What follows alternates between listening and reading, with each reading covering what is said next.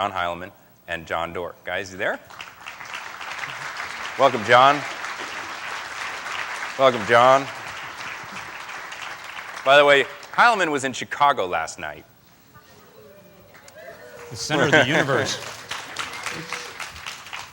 I want to take full credit for the whole thing. What was it like in Chicago? There were a lot of people there, Yeah. and they were really happy. And in fact, I wanted to actually start with that because, we have a new president who I think you support, right? Yeah. And actually, it was funny. I spent the last 96 hours with him traveling around on the last few days of the campaign. And at the end, I told him that I was coming here to do this interview with you. Use this. They don't like your microphone. All right. I told him I was coming here to interview you, and he said, there's some things I'd like you to ask John Doerr. And I said, you don't remember this, but he endorsed Hillary Clinton in the primary. And he said, forget it then. But then he said, no, I really want you to ask him. So I decided I would ask you a couple questions. The first one is, Barack Obama is planning to be the first president in the history of the United States to inaugurate a chief technology officer in the White House. And I wondered if you had any advice for him, a couple names, a name, who you would like to see and who you think Silicon Valley would like to see in that job. Wow. Well, first of all, it's a great idea, and it's long overdue. And the next thing is, I'd think about what you really want in a chief technology officer. And I would say the three greatest technology problems that are confronting the country are energy, green. We need that. We need more basic research. And then I want to see a deployment to create a lot of excitement and R&D out in the universities. Basically the recipe that we had that started the internet. And so I'd look for somebody who understands those fields, and the first name that comes to mind, person ought to be really smart. They don't have to be a great manager, would be Bill Joy. And if not Bill Joy, I'd take Nanny Hillis. Those are two good names. Yeah. How would You like that? How would Kleiner survive without Bill Joy? It'd be tough. Bill is a really key member of our team. We'd make less good investments. Be a sacrifice that you'd be willing to make for a hungry nation. No greater cause. The second question that the president-elect wanted your help on was the question of technology policy. And his question to you was this. If he's got a lot of stuff on his plate, but if he were going to focus on one or two, but let's focus on one, major policy initiative over the course of his first term that would be of benefit to the entrepreneurial climate in Silicon Valley, to the flowering of innovation in the economy, what would that be? What would you recommend that he put his energy toward? It's a good word. The most important thing he's got to do is kickstart a huge amount of innovation and research in energy. And he said this is his number one priority. We invest less than $1 billion a year in renewable energy research, and that's contrasted with healthcare, which is $32 billion. And I think we've just scratched the surface in terms of clean ways to use energy, to create energy. It's the challenge of our generation. It's the scourge of the economy. Two smaller points. We also, in the longer term, right away, we need more smart people. And so I would create a specific program to double the number of engineers and scientists that are graduating every year in the United States, take it from 30,000 to 60,000. That number in India and China is 300,000 right now per year. It's been declining in the United States of America. And the number of women in engineering has been declining as well. And yeah, we can do that. And finally, what we do is we bring foreign nationals in the world's greatest universities. We train them, we invest in them, and then we make them go home. What kind of national strategy is that? So I would staple a green card to the diploma of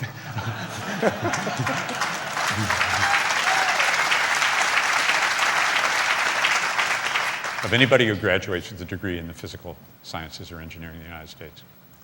So let me ask you about the first one, just to push on it a little bit. I mean, there's obviously a huge amount of investment going on in the private sector in Silicon Valley in green tech, right? What is it? Actually, not so much. Is that a misperception that this is the hot thing in Silicon Valley? Well, it's the growing thing in Silicon Valley, but it's the number 3 area where investment dollars are going. It was $3.5 billion this last year, and that's up about 50% over the prior year. But the whole question of investment from venture capital in this new economic climate, I think, has to be carefully examined and worried about. So let's talk about that in a second. But do you think you think we need the government to get involved, and it's not something that the private sector can do on its own? This is a place where government investment needs to supplement what's going on in the private sector on its own did not invent the internet. The private sector on its own did not invent computer-aided design. The private sector on its own did not invent computer science as a discipline. All that got done by an amazing agency, a tiny little part of the Department of Defense called DARPA. And sometime in the last 8 years, DARPA became mission-oriented as opposed to technology competitive-oriented. And we started making robots that'll run up caves and things of that sort. And we are sorely lacking. We are starving for fundamental research in programs that aren't sliced up by congressional committees and handed out pork barrel district by district.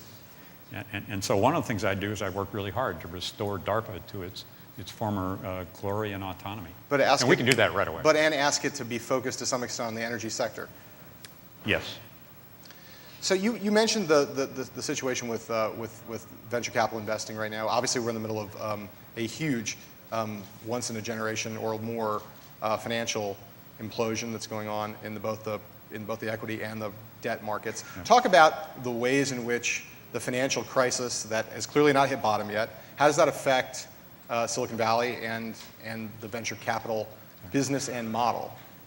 It's a good topic. First, I think it's important to look at this crisis in the economy because Silicon Valley and innovation is now a really large part of the economy, unlike what it was a decade ago. And for the life of me, I haven't figured out what's going on with this financial crisis. Let's see if I get this right. The U.S. economy is $15 trillion. The approximate value of the mortgages that are outstanding is $25 trillion, I think. And the estimates of the bad performing loans, the cost of those against the $25 trillion is about $1 trillion. Now say that we double that. In a $15 trillion economy, you can absorb a $2 trillion loss. So there's something else going on here. Stocks are $25 trillion, and overall financial assets are $150 trillion. And these are really big numbers. And we're talking about T's, not B's. The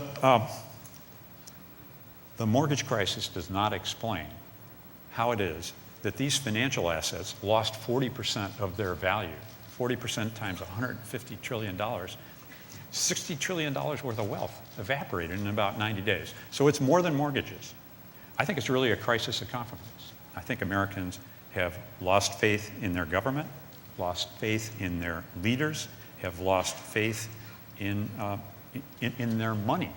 Wall Street, possibly. But Wall Street and Main Street are really intertwined. It's politically convenient to say that these are two different things. So the response has been disjointed and inadequate and kind of tragically comical. I mean, we put out a $700 billion bailout bill to go buy crummy distressed instruments from financial institutions, only to realize that the financial institutions were failing, so we quick changed our mind and said we'd invest in those. And then only recently we come around to dealing with the homeowners. And I got to tell you, it may be a small part of it, but it makes no sense at all to have these people thrown out of their homes when, in many cases, what you can do is revalue that home at market, issue them a 30-year mortgage, and have them stay in their homes. That's what we want to do. So all that then sets a really scary context for our world, right? The world of innovation and the world of venture capital. And there are a few numbers that are really helpful. At the height of the 2000 boom, the amount of venture capital that was raised by the venture capitalists was $100 billion, a tenth of one of those T's, right? The recent peak in venture capital funding was in 2007. And by the way, of the $100 billion that was invested in venture capital, over half of that went into internet ventures. So think about $54 billion at the height of the boom into pets.com. Now, at the height of 2000... Not all of it just into that one company. just No, to clarify. That plus Webvan. Right. And Home Grocer. So, and little other companies like Google. But to 2007, we went from 100 billion to 37 billion as a peak in venture capital. And the estimates are the internet ventures were maybe 5.5 billion out of those numbers. So a lot less of a larger number. Nonetheless, the estimate for 2008 is we'll go from 37 billion. They're taking odds right now on whether or not it's going to be 15 or 16 billion dollars for this year. And the forecasts for next year range between 5 and 10 billion dollars. So those are new commitments, not outgoing investments, but we're witnessing an incredible compression in the amount of capital that people want to put to work in assets that were worth 40% higher just 90 days ago. So there's been too much venture capital. There have been too many venture capitalists. I think there's always been enough really good ideas for the really great entrepreneurs, but there's been a lot of activity that doesn't deserve to be funded. I think the optimistic point of view about this is expressed by an entrepreneur I saw a couple days ago, and he said, this guy's name is Wald Siskins of Spatial Photonics, came in and said to me, John, we're going to go out there, we're going to go raise more money, and I and my team are going to do it. And if I can do that in this environment, we can do anything, and we will. So I think the hardcore, really committed entrepreneurs see this as an opportunity, a way to respond and really hammer home their value proposition. So you think if the U.S. economy is in a prolonged, severe recession, let's be a little bit optimistic and say that we're not going to go into a 1930s-style depression over the course of the next 4 years, but let's say we have 4 years or 3 years where the economy's where we have close to zero growth or negative growth during that period. Right. What does that do to the prospects for good ideas getting funded and ideas that are already funded somehow getting to the point of liquidity, either getting sold or getting public or being able to make their nut? So there's two parts to that question. I do think the good ideas are going to get funded, and I do think that most of the profits in the venture capital business, if not all of them, are made by about 5% of those firms, 5% of the firms. They're not going to go away, and they're going to keep funding really good ideas. They won't be on as attractive terms as they used to be. Yep. It's now a buyer's market instead of a seller's market. But I don't know any of the good firms that are closing up shop. That's one thing. But liquidity, how it is that we get those companies to produce a return for the employees and the investors, that's another question. We might not see very much liquidity for the next 3 or 4 years. Certainly that's the kind of planning that we're doing and advising. Google is just not going to buy all these, or even a lot, in my opinion, of the internet-related startups. And then who else will? And I don't think there's going to be IPO markets for a while. So you have to hunker down, take a long view, don't cut with a meat axe. I mean, be really smart about focusing on your core, but get ready for a longer haul. I know you actually at one point recently gave a series of piece of advice. Yeah. I think it started at 10 and eventually became 11 and maybe now is at 12 or 13 yeah, right. of advice for startup companies in this economic climate. Do you want to run through those, or do you want to talk about Kleiner Perkins? I'd rather run through those. I think that's way more helpful. So I brought that list with me because I made it up impromptu along the way. And, consistency is the virtue of a confused mind. Here's 11 things, tips. The first is to, I think, really act now and act with speed. You should get a loan or secure more financing. You should focus that enterprise. If you should make cuts, and I think many businesses or ventures should, cut them. Some of these businesses ought to be sold, and I'd go try to sell them. Point number 2, protect the vital core of that business. Do not take a meat axe to the business and just lay off 20 or 30% of the people. I think that's bad advice. Cut once, cut deeper than you need to. You do not want a repetition of those over time. The third thing is to make sure that you have 18 months worth of cash. Ordinarily, you would have run with 12. And I'd also make sure that you know where you stand. with your investors. So that's 18 months of cash on a conservative revenue forecast.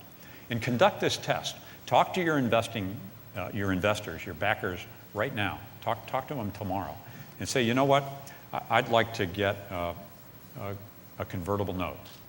I want to be able to get some money, and we'll price that round based on what the market's set. But are you here, right here today, supporting me and prepared to put up more money behind me?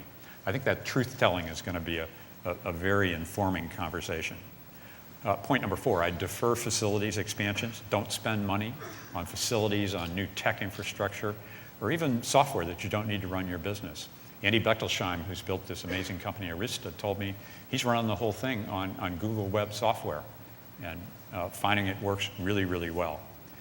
Reevaluate the R&D priorities, so you're working on just the key programs. That's point number 5. 6, renegotiate any and all the contracts that you have. You'd be amazed what's renegotiable in this climate, including leases. 7, remember that everybody in a company ought to be selling. John knows this of me. I think selling is a really high calling. But everybody from the receptionist to the engineers, the marketeers, the financiers, they're all selling that company's value proposition to push it forward. I know I'm taking some time. No. I'll go quick. 8, in many cases you can offer people equity instead of cash, and they really understand and value it. So say an equity bonus instead of a cash bonus. Secure that cash, number 9. I'm strongly advising that cash be in securities. Treasury securities, government-backed securities. Not in money market funds. Yes, they were guaranteed as of September the 18th. Those guarantees expire at the end of this month. Put them in security-backed agency loans or security-backed municipals, but I still think we could lose a major bank. People do not know what's going on. For your revenue plan, do something that you know Andy Grove recommends, and this is point number 10. Yep. Figure out what the leading indicators are. Visits, engagement, that's going to tell me on the analytics about the repeat opportunity to have people buy virtual goods. But figure out what those key things are so you can react quickly if that conservative plan doesn't turn out. And then the 11th is to over-communicate with everybody. Do not sugarcoat where we are. Make sure your employees, their families, your customers, your vendors all know where things stand. And while you're cutting things, above all, do not cut hope. I think the people that do those 11 things and more are going to emerge at the end of this, and we will emerge much stronger and able to take a real march on their competitors. My guess is that over-communication has never been a problem of yours. Except with my daughters. With your portfolio companies. So I do want to talk about Kleiner now, though, and I love that list, by the way, but I think we should talk about your firm, which, you know, I used to follow your firm somewhat closely, and I stopped. And then a few months ago, I picked up Fortune magazine, and I read this story that shocked me. It was this story that said Kleiner Perkins was investing a lot of money in green tech, which I knew, and then it also said that Kleiner Perkins had given up on the web, which I was surprised to hear, since, you know, the web has kind of been a big thing for you for a long time. So I wondered, could that possibly be true? I mean, what have you guys really just? I mean, the web's done, over, finished. Forget it. I don't know why you guys are at this conference. But now, just be clear. If you say the answer to this question is no, you are impugning the reputation of Fortune magazine. So let's just be clear about that as we start. No. Okay. So you guys still believe in the web? I'd like you to prove it. Tell me in what ways you guys are still knee deep, neck deep. Since that Fortune magazine article appeared, we've made 9 investments in the web. And we even hinted to the reporter who wrote it that was underway. 4 of them have been in the web, and another 5 have been in the iPhone, which doesn't work without the web. I mean, the iPhone is the web everywhere, the internet everywhere. And they've really worked out well. I mean, we have 11 partners working in internet and the web. We added 2 new ones, an amazing young man by the name of Chi-Hua Chen. I think he's around here and will be here later on. And a guy by the name of Bing Gordon. Do you know Bing? Yeah, sure. Yeah, co-founder of Electronic Arts. So we are doubling down on this opportunity, but doing, I think, pretty strategically, because there's a few themes that really matter there. 9 investments, probably $60 million worth of capital with another $60 million to follow, from tiny little incubations to big speed ups. So if you think at the end of 2008, let's just, Right. we're almost there. Right. In terms of dollars out the door at Kleiner from all the various active funds that there Right. are, because there are a bunch of them, Right. what's the ratio of spending on digital versus green? Across all the funds? Yeah. It'll be about the same between digital and green, and the life sciences will be smaller. So digital and green will each be 30% of what we're doing. Okay. So talk a little bit about the iPhone and the iFund and why you guys decided to go in so heavily into that Yeah. area. And talk about the iFund, about some of the companies you've funded within it, why the iPhone's an important platform. And if I'm a company that wants to make applications for the iPhone and I want to get in on that iFund action, how do you guys choose? What's the criteria for selection Wow, that'll get me in the door? Okay, that's a lot of questions. Let me. Yeah. I can't do them all. Is there one that really matters?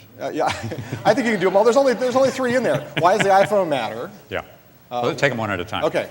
The iPhone matters, and this class of devices matter really because they're personal. They know who you are. They know where you are. They're broadband. They're always connected, and they're in your pocket. Think of all that stuff. We've never had anything like that before. So I've gone out on a limb and said I think this platform's more important than the PC. There's a lot more of wireless phones in the world, and Apple has shown this is an enormous market. Didn't you say that once? Didn't you say that once about the Segway? Yeah. Sorry, just. Sorry. I forecasted that for the Segway when we had a letter of intent from the United States Postal System for 80,000 Segways at $8,000 a Segway because they improved the productivity of postal workers by 25%. Little did I know that the Postal Workers Union did not want the productivity improved by that amount. But you were right. I said that about the Segway. Let's not get distracted though. Let's stick with the iPhone. Much better prospect for success there. This one worked. Dean Kamen not involved, right? Yeah, right. So there were 6 million of the first iPhones sold in a year. Remember the 2.5G ones? Yep. And then 6 million more in 120 days of these new ones. So the pace of these things is accelerating. It's exceeded Steve Jobs' expectation, and it's exceeded even my wildly exuberant expectations. So what are the most exciting companies in the iPhone? Give me 2. From your point of view.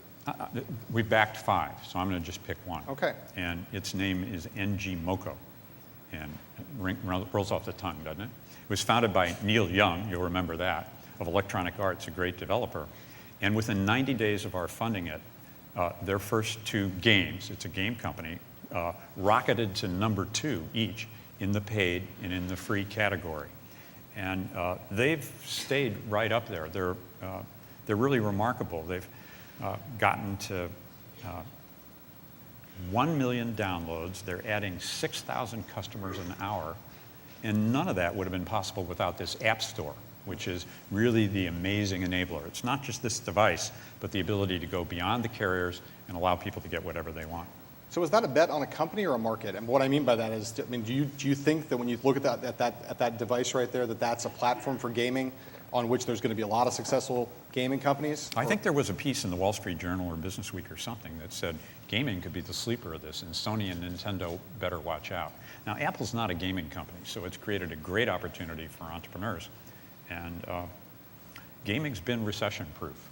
The desire of people in down times to go to certain movies and to participate in games is quite high. So we'll see where it goes. We had no idea it would be like that when we announced this iFund not long after that article. So part 3 was criteria. How do I get in? Oh, you're right. I haven't answered the question.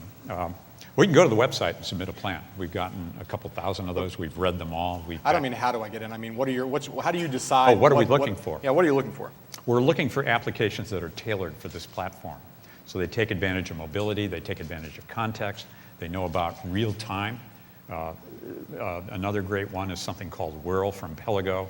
So think Facebook for the iPhone that knows who you are with the maps and where your friends have visited restaurants and do reviews. And as you can tell, I'm really pumped about this, I think. And my partners are. Matt Murphy was on a panel earlier here. He leads it. Trey Vasala, who's here somewhere, works on it. So it's a big deal. So you guys are also doing a bunch of other internet-related investments, I know, and I know there's at least one that you want to talk about and maybe even show 60 seconds of video. I do, but right before I do that, the biggest of those investments we made was in a company past its first stage called Zynga. How many people here know Mark Pincus of Zynga company? So since we invested in that, that's become the #1 social app, #1 on both Facebook and on MySpace. And they just have the best games, and they make money by selling virtual goods. So it's tens of millions of users, a business that's doubling every 90 days, and a really big deal, a really good team, very data-driven, very analytic. Zynga, watch out for Zynga. But the thing I wanted to show you, the one that's really captured my fancy and attention is something called Cool Iris. And while it was out last year, I didn't mention it. And I'm really not trying to run a commercial, believe it or not, I'm not trying to run a commercial for it. I think you ought to go get a copy of Cool Iris and add it to your browser. What Cool Iris is it is media for the web.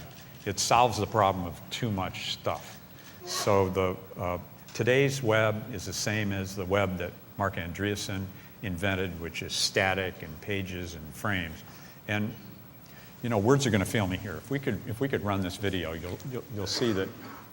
Can you run that? What Cool Iris does is they take all the media on the web and they allow you to take photos and to scan your way through this space, and then drill down on any of these. They're actually each individual web pages if you want. You can click on ads. You can drill in on video, and they are exposing 1 billion pieces of media a week to 10 million users. 10 million of these things have been downloaded. So it was created by some, all right, click on the video and that runs. Founded by a couple dozen Stanford computer science dropouts, my favorite kinds of entrepreneurs, and cooliris.com, pretty cool. And yet another example of the ways in which Kleiner Perkins has not given up. We showed this to that reporter. You know, sometimes you probably have this experience. The story gets written and you have to write it that way. Or that probably doesn't happen to you. Do you think maybe you were just talking too fast? That could be too. I wanted to ask you a question that was thrown to me. We're getting close to being out of time, and we touched a little bit around green tech, and we kind of decided we weren't going to spend a lot of time on that because I know you have spent a lot of time on that at other places. But I had a question from Tim O'Reilly that I thought actually was pretty great. Tim wanted you to talk about the ways in which green tech and computing are converging, about the convergence between IT and clean tech. And his examples were the ways in which computer technology would be needed to reinvent the electric grid, to provide sensor networks for home energy monitoring and carbon accounting, and to build smart cars that use less energy. Those were examples he gave. I think he wanted to talk, about what you saw as the future of that convergence and why it's happening, and on the broader question of the way I wonder if this is true among your portfolio companies, right, that part of the reason that this is an exciting area is that it's not just that it's a greener field. It's that entrepreneurs have domain knowledge that they think they can bring to this party, and that's why they're flooding into this area. Well, he's absolutely right about every one of his examples. And the thing that I want to emphasize about it is how big it is, how really big it is. The energy marketplace for devices that use it in the creation of it worldwide is $6 trillion. This is enormous. This is orders of magnitude, at least an order of magnitude bigger than the internet.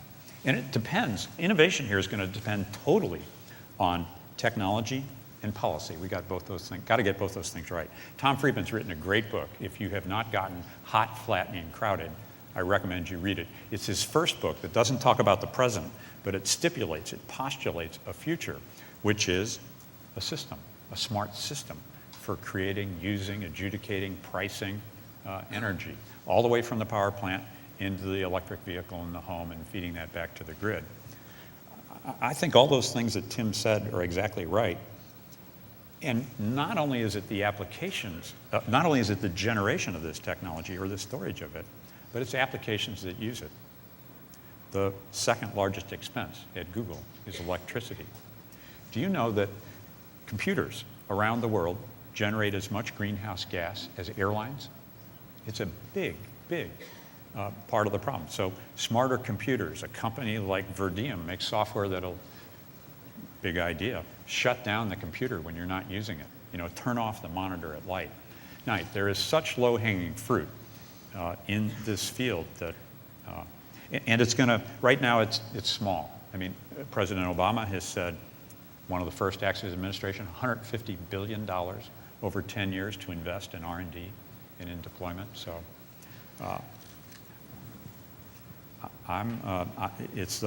you've heard me say this is the mother of all markets. It's the biggest economic opportunity of our lifetime. Okay, listen, we have almost no time, and we're going to take one question. So it's like, go. Everybody race. Whoever gets the microphone first gets to ask the one and only audience question of John Doerr.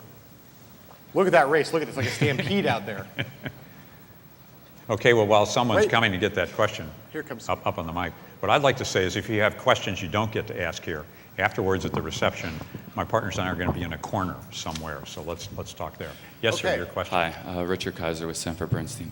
So, John, you've been a visionary in energy policy and energy investment. I wanted to ask you if you could talk about areas which you thought were perhaps very underfunded. One could argue that right now the module space and solar, for example, is very overfunded. What do you think the underfunded areas are? Two come to mind immediately. One is storage, batteries. We've had relatively no improvement in storage, and it's the holy grail of energy. We get all this renewable, whether it's batteries or supercapacitor or utility scale thermal storage, storage is a big deal. The other one that really bugs me is something called geothermal. Do you know there's more energy, there's enough energy in hot rocks under America to power all of our energy needs for 1,000 years. And the Department of Energy zeroed out, completely zero R&D in this field last year. Kleiner Perkins invested $5 million. We're ahead of the federal government. So, in so many ways. well, in geothermal energy, those are just two. I'm going to wrap up with one last question for you, and this is my thing. So you guys have made a great tradition of giving Kleiner partnerships to politicians who, I don't want to say washed up, but they're past their prime, maybe. Al Gore, Colin Powell. So here's your choice. John McCain or Sarah Palin for KP partner? Wow, I guess if you put lipstick on that, it still won't work at Kleiner. Okay, Thank you very much. Thank you so much, John.